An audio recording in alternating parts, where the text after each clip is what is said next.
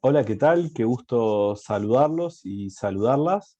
Mi nombre es Domingo Borba, los saludo desde Uruguay y será un gusto poder compartir con ustedes este espacio denominado Líderes Educativos, que es un espacio internacional que nos convoca a poder conversar sobre una temática central que es sumamente importante, la educación híbrida a nivel universitario y de posgrado.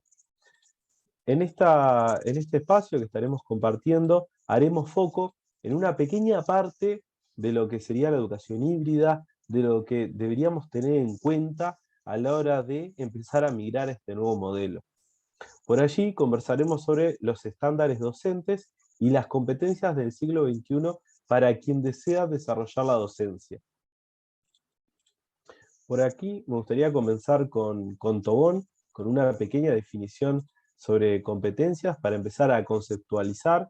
Todos sabemos de que la manera que hablamos es la manera por la cual comprendemos el mundo, así que es muy importante tener definiciones a la mano y definiciones que sean claras. Hay muchas definiciones de competencias, pero Tobón me resulta un referente a nivel internacional, así que quería compartir esta definición de competencias que la define como habilidades, conocimientos y destrezas para resolver dificultades en procesos laborales, profesionales, desde un marco organizacional. Fíjense qué importante, esta definición salda rápidamente la discusión si competencias o si contenidos.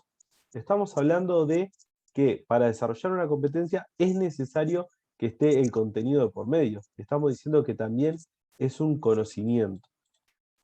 Por otra parte, uno debería pensar, bueno, pero ¿desde qué enfoque estamos hablando? Bueno, Tobón nos propone esta definición desde un enfoque constructivista. Y en ese enfoque constructivista tenemos el constructivismo. ¿Por qué traemos esto? Porque somos docentes y es muy importante comprender desde qué pedagogía, desde qué enfoque pedagógico nos estamos parando al momento de definir algo tan importante como la competencia. Por allí estábamos conversando de que esta definición de Tobón termina saldando la discusión. ¿Pero qué discusión? Alguna discusión que posiciona a nuestros estudiantes de esta manera, ¿no? Los posiciona en una cuerda floja en la cual están los contenidos, están las competencias, pero uno dice, bueno, pero ¿dónde tengo que poner el foco? El foco es en ambas. Nuestros estudiantes, para sostenerse en la sociedad actual, necesitan los contenidos y las competencias. Competencias transversales, competencias que estén relacionadas con la comunicación, con la colaboración, con el pensamiento crítico, con la ciudadanía, etc. Y los conocimientos van a ser puentes para que podamos desarrollar esa competencia a nuestros estudiantes. Pero es importante, ¿por qué? Porque en el resto de la conversación voy a estar hablando de contenidos y competencias, pero como un conjunto que apoya a potenciar a esa persona, no como algo dicotómico que tenga que estar separado o que tengamos que elegir qué trabajar en qué momento. Por otra parte, Casasus me trae una definición súper clara de a qué nos referimos con estándares, y allí es importante que entendamos que son construcciones de referencia que son útiles para llevar adelante alguna acción en un ámbito determinado. Estos estándares los podemos construir, se pueden construir con los estudiantes, sobre todo a nivel universitario de posgrado, y además debemos de tener en cuenta de que hay distintos estándares y que además estos estándares son constructos que son elaborados y que son acordes entre lo que se relaciona con la persona, con ese conocimiento y la autoridad para hacerlo. Es sumamente fundamental de que tengamos a la mano esta conceptualización bien clara. Son constructos, son cuestiones que nosotros construimos en esa dialéctica entre la teoría y la práctica. Ni que hablar que ahora voy a compartir con ustedes algunos estándares que han sido construidos por algunas organizaciones internacionales, pero es importante que nosotros los podamos también bajar a cada uno de nuestros contextos, comparar y contrastar para que realmente sean efectivos. Por allí, compartir con ustedes de que, además de ser constructos, son informaciones que están realmente sistematizadas, que están muy disponibles, que nos ayudan a tener una sensación de seguridad en nuestro hacer cotidiano, y en ese sentido generan confianza y hacen más efectivo lo que va a ocurrir.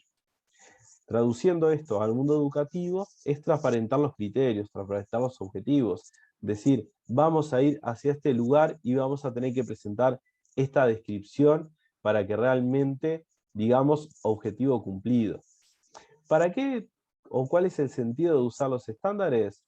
Esto que estamos conversando, para poder guiar, para reflexionar, para evaluar, para autoevaluar, para que nuestros estudiantes puedan autoevaluar y que puedan comparar lo que se espera, lo que se pretende, cuál es la meta con lo que ellos están presentando, lo que están logrando, para además poder diseñar y ejecutar algunas propuestas o estrategias de mejoramiento, o sea, para rediseñar la propuesta, para decir, bueno, estamos haciendo esto, el estándar me dice esto otro, tengo que rediseñar lo que está pasando para alcanzar algo muy similar a ese estándar. Pero tranquilos, muchas veces nos pasa de que decimos, bueno, pero este estándar es muy exigente. Es posible, es posible. Por eso es necesario que nosotros también trabajemos en esas adaptaciones y esas contextualizaciones.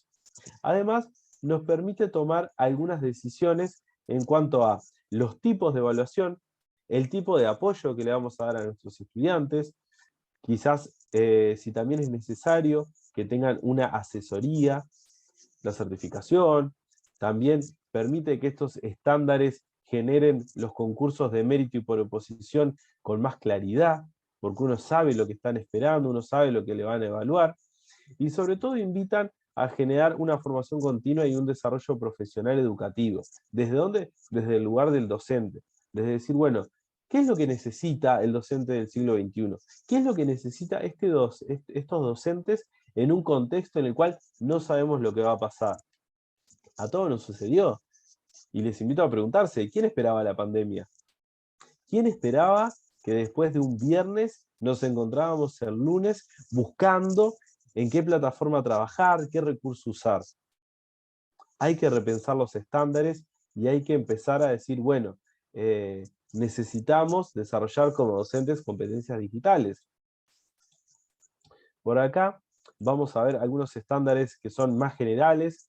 Me gusta mucho esta representación que viene del Ministerio de Educación de Ecuador, que presenta los estándares de gestión educativa como algo macro, luego baja a lo que son los estándares de desempeño profesional, que son, bueno, son los descriptores, y con descriptores me refiero a descripciones, a textos que dicen que hay que presentar tal y cual cualidad para que se cumpla. Por otra parte, los estándares de aprendizaje, y por acá, mientras estoy hablando, muchos de ustedes estarán pensando, se está acercando a la idea de calidad. Sí, es verdad, los estándares nacen en un contexto empresarial, por eso, cuando estamos hablando de estándares de desempeño profesional, de gestión educativa, de aprendizaje, hay una idea de hablar de calidad, de una buena calidad, y agregando el estándar de infraestructura. Estos son los estándares que se proponen para que realmente haya una calidad educativa tomando todos los pilares: infraestructura, aprendizaje, desarrollo del docente y gestión educativa, que sabemos que son sumamente importantes en un centro educativo. Pero avancemos, porque estamos hablando mucho de competencias docentes, de estándares, pero ¿cuáles son? Porque hasta el momento dijimos algo de lo digital, pero no lo hemos nombrado de forma específica. Por allí, Perrenú, en el 2000, ya hablaba de algunas competencias docentes que eran esenciales. La primera era poder dirigir el proceso de aprendizaje. Y fíjense de que cuando uno escucha este comentario, dice, bueno, pero dirigir el proceso de aprendizaje es algo sencillo. Depende del contexto, depende de las herramientas, depende de la formación de cada uno, porque algunos vendrán de áreas más técnicas, otros vendrán de áreas más pedagógicas, algunos serán licenciados en, otros serán profesores, con lo cual dirigir el proceso de aprendizaje es una de las competencias que son sumamente importantes. Por allí el poder desarrollar requerimientos de diferenciación, El decir, bueno, no todos los estudiantes tienen que aprender de la misma manera, así que es necesario que yo proponga distintas metodologías, que proponga actividades que sean variadas. No se confundan, nadie está diciendo que precisamos una actividad para cada uno de los estudiantes. Estoy diciendo de que es importante que la actividad esté diseñada de tal manera que permita que cada estudiante, sin importar el nivel académico o el tipo de inteligencia que predomine, pensando en la idea de Gardner, inteligencias múltiples, pueda aportar esa actividad. Está ahí lo interesante. Por otra parte, que los estudiantes puedan poder desarrollar en los alumnos su propio aprendizaje y sobre todo vincularlo en su trabajo. Esto de poder generar procesos de metacognición donde los estudiantes empiecen a reflexionar sobre su aprendizaje y sobre sus formas de trabajar. Es fundamental, necesitamos estudiantes que sean críticos, que sean reflexivos, que puedan volver sobre lo que hicieron y mejorarlo. Poder empoderarse en su aprendizaje, poder involucrarse, poder hacer propio todos estos procesos. Ni que hablar que trabajar en equipo. ¿Qué sucedió en la pandemia? Muchos nos encontramos solos, sin saber usar una plataforma, sin saber usar un espacio donde podamos interactuar de forma sincrónica con los estudiantes, y ahí el trabajo en equipo cobró su mayor auge. Fue necesario, y más diría yo, no hubo otro camino. Y eso lo tenemos que poder capitalizar. Tiene que ser una competencia docente, tenemos que seguirlo trabajando, tenemos que seguirlo fomentando, tenemos que lograr crear comunidades de aprendizaje y de desarrollo profesional con otros docentes, y aquí amplío el abanico, no solo con docentes de nuestros países, sino con docentes de otros países, de otros continentes. ¿Por qué? Porque ya no somos ciudadanos locales, ahora somos ciudadanos globales. Y es importante que eso lo tengamos en mente, que podamos crear alianzas, como se han creado en estos webinars, donde hay personas de distintos países y que están aportando su granito de arena a la construcción de conocimiento. Por allí, que el docente pueda participar de la gestión de la escuela. Y aquí me detengo un segundo, porque esto es muy importante, pero también se puede malentender. Nadie está diciendo de que el director deje de gestionar la escuela. Lo que sí estamos diciendo es que el docente empiece a participar en distintos niveles de cuestiones relacionadas a la gestión del centro educativo. Empezar a quizás desde la dirección generar asambleas donde los docentes puedan opinar sobre en qué horario funciona la biblioteca, quiénes la manejan, quizás cómo va a funcionar la cantina escolar, cómo va a... Y de esa manera empezar a gestionar un centro más desde el horizontal, desde una construcción colectiva desde todos los lugares. Por allí, orientar y apoyar a los padres, fundamental. Realmente es necesario que empecemos a apoyar a las familias y que la incorporemos en el diseño de los aprendizajes. En ese sentido, utilizar las nuevas tecnologías. Escuchamos mucho de TIC, TIC, TIC, que son las tecnologías de la información y la comunicación, pero te pregunto a vos, que hoy de mañana tuviste clase, hoy a mediodía tuviste clase, que quizás en un rato tengas clase, que quizás mañana tengas clase. ¿Qué pasó? ¿A qué nos referimos con las nuevas tecnologías? ¿Usaste una tecnología hoy en tu clase? ¿Vas a usar en un rato? ¿Vas a usar mañana? ¿Y con qué sentido la usaste?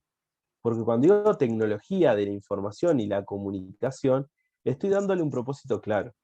Bueno, te comento que las nuevas tecnologías son las TIC, las TAC y las TEP.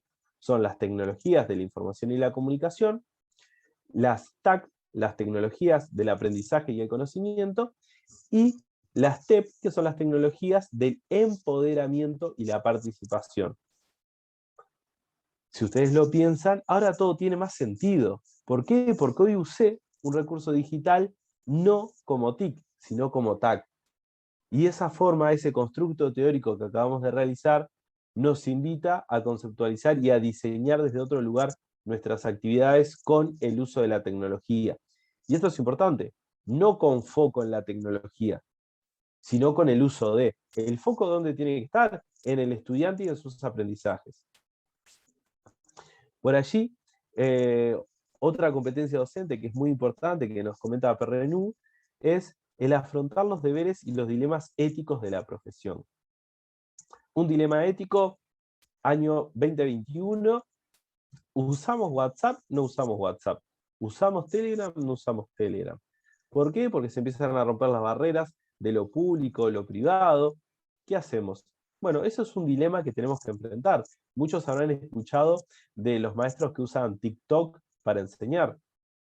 ¿Es correcto? ¿No es correcto? ¿Desde qué lugar? ¿Qué pasa con lo ético? Esas discusiones hay que darlas. No es el uso de la herramienta porque sí, es el uso de la herramienta para lo pedagógico, para potenciar el aprendizaje de los estudiantes. Luego poder administrar la propia formación continua. Es decir, bueno, voy a hacer cursos enfocados a las nuevas tecnologías, porque quizás estoy un poco flojo en esa área. O voy a hacer un curso sobre evaluación.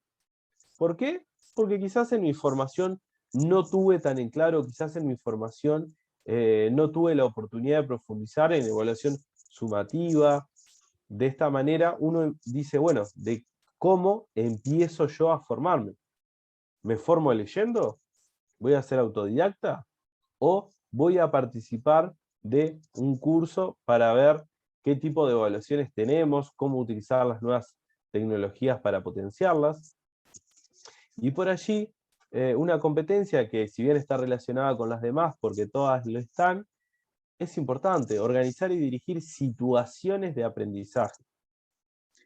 No todas las situaciones son de aprendizaje, y nosotros en un centro educativo tenemos como ese propósito, ¿no? Tenemos el propósito de que el estudiante pueda aprender. Y para dirigir y organizar una situación de aprendizaje, también tenemos que pensar en que el contexto sea propicio, que ese salón tenga esa pizarra, que ese salón tenga una pecera porque vamos a trabajar con. Y eso también es parte de organizar esa situación de aprendizaje, que ni que hablar que se relaciona con la primera, ¿no? De dirigir el proceso de aprendizaje. Pero tenemos la situación, que es el momento, y el proceso, que es a largo plazo, que nos permite generar también el monitoreo de los aprendizajes de los estudiantes y seguir invitando a que se puedan empoderar y que puedan participar de su propio aprendizaje. ¿Qué estoy diciendo? De que todas estas competencias están hilvanadas, que son necesarias de que se articulen y que funcionen desde un solo lugar. Pero no son las únicas. Y a mí no hay nada que me guste más que abrir el abanico.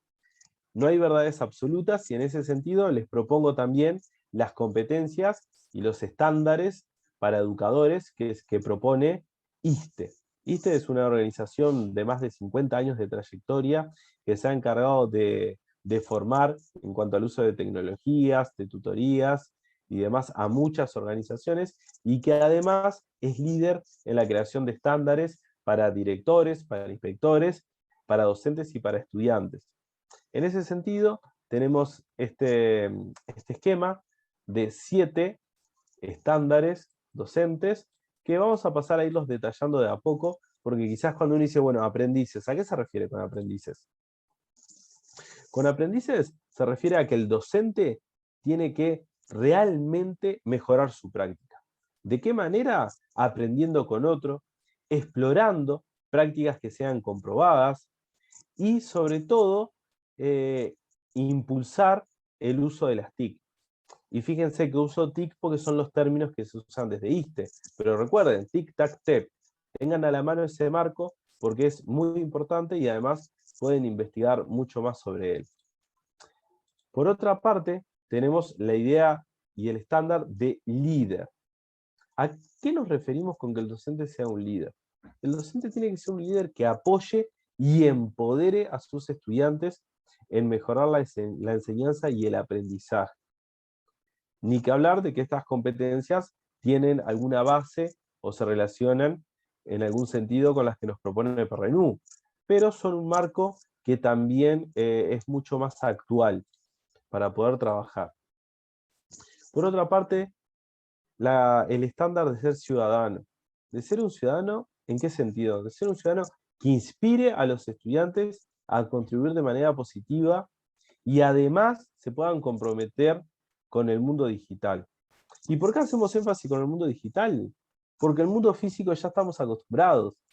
La propuesta de ciudadanía digital es algo que se está desarrollando, que por otro lado aún seguimos escuchando esto de nativos digitales, aunque ya se dio de baja ese concepto. Tenemos que hablar de ciudadanía digital, de huella digital, de poder hacer un uso crítico de las nuevas tecnologías, no solamente un uso para crear un esquema, sino decir, bueno, ¿y ese esquema de qué manera lo vamos a compartir? ¿Cuál es la potencia de ese esquema? ¿Desde qué lugar? Y para eso tenemos que comprender, y el docente tiene que comprender, de que ya no somos ciudadanos locales, sino que somos ciudadanos de una aldea global. Y lo tiene que comprender para también poder transmitirlo a cada uno de sus estudiantes. Es muy importante que esto pase. Por otra parte, también lo traía Perrenú, el ser colaborador. Pero fíjense de que ISTE agrega un pequeño giro de tuerca que también es importante. Colaborador no solo entre docentes, sino que colaborador con los estudiantes. Y eso posiciona al estudiante en otro lugar. Lo posiciona desde un lugar más horizontal con el docente. ¿Para qué? Para que en conjunto puedan mejorar las prácticas, puedan descubrir, puedan compartir recursos, ideas y puedan resolver problemas. Y esto habla también de un posicionamiento como docente. No tengo por qué saberlo todo. Quizás yo pueda aportar lo que es la gestión del aula y quizás los estudiantes puedan aportar el uso de la tecnología. Quizás. Por otra parte, quien tiene solidez en los contenidos es el docente. Quizás el estudiante pueda ponerlos en práctica y quizás pensando a nivel de posgrado, que pueda traer desde el mundo laboral una aplicación. Y ahí empezamos a construir desde lugares más horizontales y empezamos a realmente ser colaborativos como docentes. Por otra parte, y no menor, ni que hablar de que no estamos estableciendo una relación de ascenso, sino que simplemente las estamos nombrando, el estándar de ser diseñadores de actividades y entornos de aprendizaje auténticos que puedan reconocer y que puedan considerar la diversidad de los estudiantes. En ningún momento dice entornos virtuales, pero es fundamental que nosotros pensemos de que esto, cuando nos referimos a entornos de aprendizaje auténticos, estamos englobando lo físico con lo digital, que eso es el mundo real, porque muchas veces nos quedamos con que el mundo real es solo lo físico, y en realidad el mundo real del siglo XXI es lo físico con intersección de lo digital. Eso es el mundo real. Y en eso, cuando hablamos de aprendizaje auténtico, es el aprendizaje que sucede sin importar la modalidad. ¿Por qué? Porque la plataforma nos permite, y con plataforma me refiero a un LMS, a un entorno virtual de aprendizaje, nos permite atender la diversidad de una manera mucho más sencilla. Nos permite de que nosotros podamos cargar un PDF, cargar un audio, cargar un video, para ir atendiendo las distintas vías de acceso al conocimiento. Además, podemos agregar un videojuego, además podemos agregar un elemento interactivo en un recurso como Genially, u otra plataforma que nosotros conozcamos. Pero para eso tenemos que entender de que nosotros, docentes, lideramos y diseñamos los aprendizajes. Por otra parte, otro estándar está relacionado a ser facilitadores del aprendizaje con el uso de las tecnologías. ¿Para qué? Para poder apoyar ese logro académico de los estudiantes, en función y en medida de que haya una puesta en práctica de los otros estándares. ¿Por qué? Porque tenemos los estándares para estudiantes. Entonces, el estándar docente con el estándar estudiante dialogan. ¿Por qué? Porque habíamos hablado hace unos minutos atrás de que el docente ya no trabajaba desde un lugar vertical, sino que trabajaba desde un lugar horizontal para construir con el estudiante. Desde ese lugar tenemos que facilitar el aprendizaje con el uso de las tecnologías. Y repito, quizás el uso de las tecnologías venga por parte de los estudiantes, ¿o no? Por otra parte, recordar de que somos analistas. Necesitamos empezar a recolectar esos datos para mejorar la enseñanza. ¿A qué me refiero con esto? a que tenemos que cobrar un rol de investigador. Y eso ISTE lo trae con mucha claridad. ¿Por qué? Porque tenemos que juntar esos datos para mejorar los procesos de enseñanza y aprendizaje, para poder apoyar a los estudiantes, para que alcancen sus objetivos de aprendizaje. Y fíjense qué importante y qué potente esto. Sus objetivos de aprendizaje. ¿Qué estamos diciendo? De que también hay un nivel de codiseño con el docente a la hora de pensar los objetivos de aprendizaje. Entre líneas, estamos hablando de poder diversificar y que cada estudiante tenga su propio objetivo. Y eso es fundamental. ¿Por qué? Porque lo podemos asociar a la idea de proyecto de vida. ¿Cuál es el proyecto de vida de nuestros estudiantes? Y acá volvemos a la pregunta. Ustedes, docentes, ¿cuántas veces le han preguntado a su estudiante qué es lo que quiere de su vida? ¿Cuál es su proyecto? ¿Lo saben? ¿Nos hemos tomado ese tiempo para conversar con ellos? Porque ahí tenemos una excelente oportunidad para poder analizarlas y empezar a diseñar actividades que se enfoquen en ese proyecto. Y aclaro, no estoy pensando que tiene que ser un proyecto estático, seguramente sea un proyecto dinámico. ¿Cuántos de nosotros hemos realizado más de una carrera que puede ser bien distinta? Porque el proyecto de vida va cambiando y tiene que ver con un montón de otros factores, pero es importante que nosotros transmitamos a los estudiantes de que el proyecto de vida hay que empezar a diseñarlo. No solo por ahí, sino también qué ha pasado con los estudiantes que ya están haciendo su carrera de grado. ¿En qué momento empiezan a pensar que tienen que escribir la tesis? No quiero ser negativo, pero tampoco voy a ser cándido en ese sentido. Muchos estudiantes comienzan en su tercer año a ver qué ideas, cuáles son las preguntas, cuál puede ser la temática, cuál va a ser el enfoque. Y eso tiene que ver con que nosotros como docentes aún no logramos analizar de qué manera podemos apoyarlos mejor. ¿Por qué? Porque los estudiantes aún no han logrado generar ese proyecto de vida a corto plazo. El proyecto de vida a corto plazo, cuando estás en una carrera de grado, es la tesis. Porque sabemos que es limitante y sabemos que tenemos un montón de estudiantes que han terminado sus materias obligatorias y ahora están desarrollando su tesis pasando los 4 años. Es importante que hagamos esto, que analicemos, que repensemos las prácticas, que repensemos si yo mañana, profesor de matemática, voy a enseñar un concepto, ¿con qué sentido? ¿No puedo buscar una forma para que contribuya a un objetivo más grande, como es la escritura de una tesis? Continuemos. Por allí tenemos una pequeña actualización de Ábalos y Borba, un libro que escribimos en el 2018, que nos trae algunas cuestiones más concretas, pero que son fundamentales ahora. El docente tiene que saber crear o editar presentaciones, documentos protegidos, videotutoriales, cuestionarios, y mientras conversamos de esto los invito a pensar en cómo se sintieron y qué necesitaron al segundo día de la pandemia, al segundo día de esa cuarentena obligatoria. ¿Qué hubiera pasado si hubiéramos sabido crear o editar presentaciones, documentos compartidos, si hubiéramos sabido hacer videotutoriales? No estoy diciendo que no lo hayamos aprendido, estoy diciendo si al comenzar la cuarentena ya hubiéramos tenido ese conocimiento.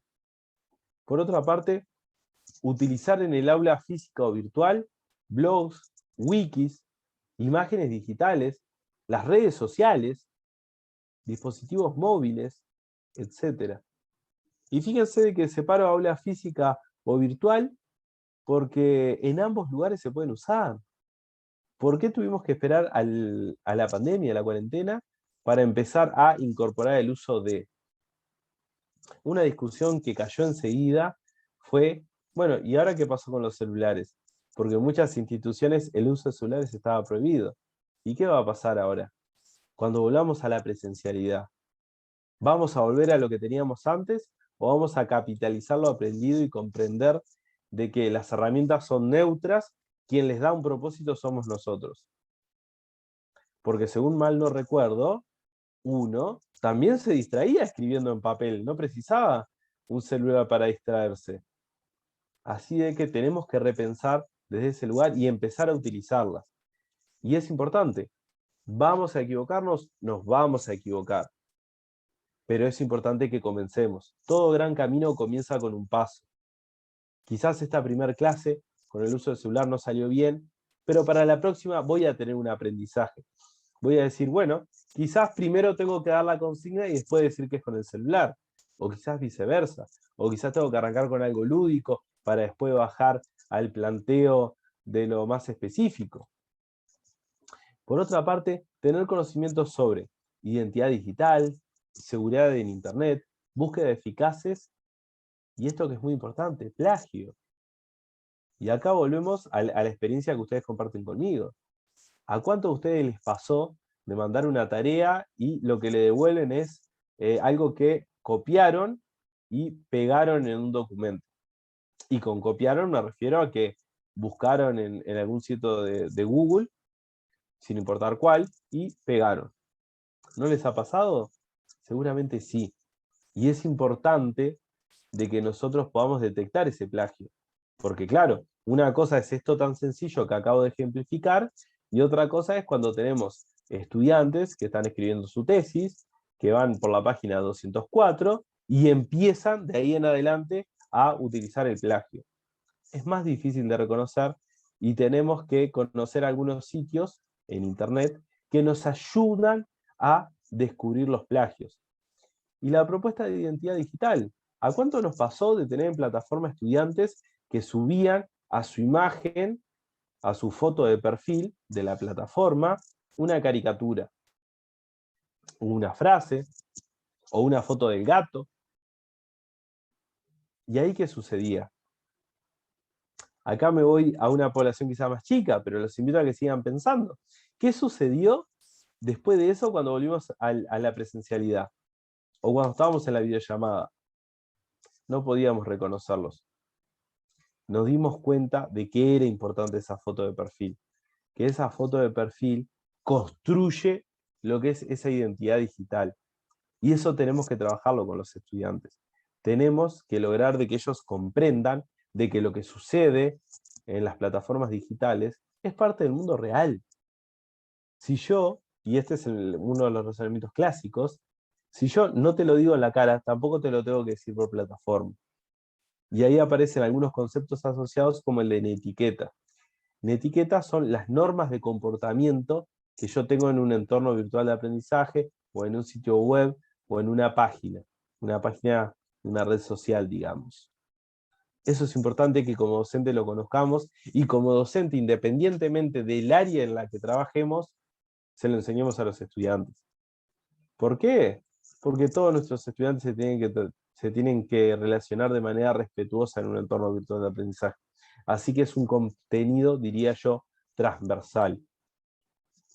Ni que hablar que, al igual que en los otros esquemas, estas tres competencias o macro competencias están relacionadas. Una se vincula con la otra.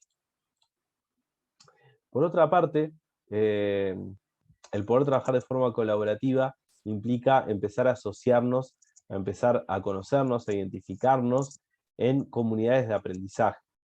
Escudero en el 2009 nos propone, nos invita, nos deja por allí esta idea de comunidad de aprendizaje que sirve para, que tiene como propósito generar relaciones sociales e intelectuales de colaboración entre el profesorado, que es trabajemos en conjunto. Yo quizás comparto mi saber en cuanto a ética, pero vos vas a compartir tu saber en cuanto al uso de un recurso digital, o desde la perspectiva sociológica. Y allí tenemos que empezar a juntarnos. ¿Para qué? Para poder generar y construir una cultura pedagógica compartida. ¿Por qué? Porque como muchos sabrán, hay algunos proyectos a nivel internacional, como el proyecto Tuning, que proponen que los estudiantes puedan ir de una universidad a otra con el sistema de créditos sin importar el país. Y eso es genial, pero es genial siempre y cuando tengamos una cultura pedagógica compartida.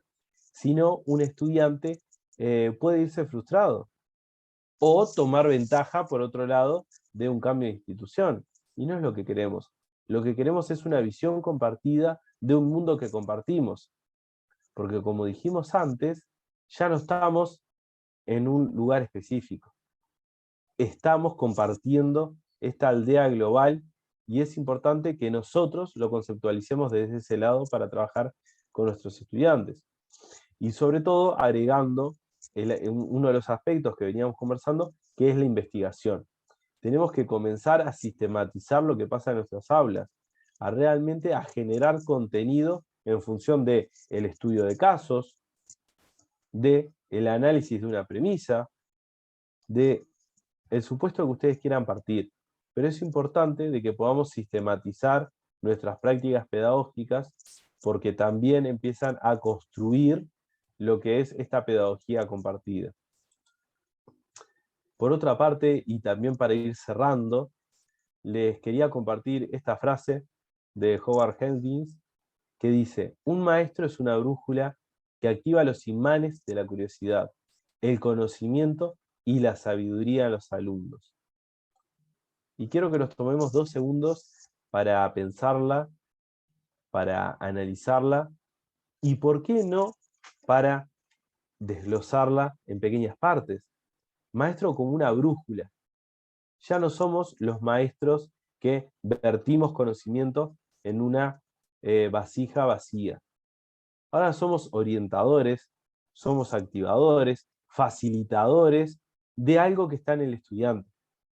Por eso hablamos de activar los imanes de la curiosidad, del conocimiento y la sabiduría. Los estudiantes quieren aprender, realmente. El tema que está en nosotros, qué metodología vamos a implementar, si va a ser una metodología activa, si va a ser algún aspecto de la pedagogía tradicional, porque eso es importante, no es una cosa o la otra. Claramente, la pedagogía tradicional ha tenido cosas buenas, y las metodologías activas también lo tienen. Necesitamos hacer una conjunción, pero para hacer esa conjunción necesitamos tener en mente los estándares y las competencias que habíamos conversado anteriormente.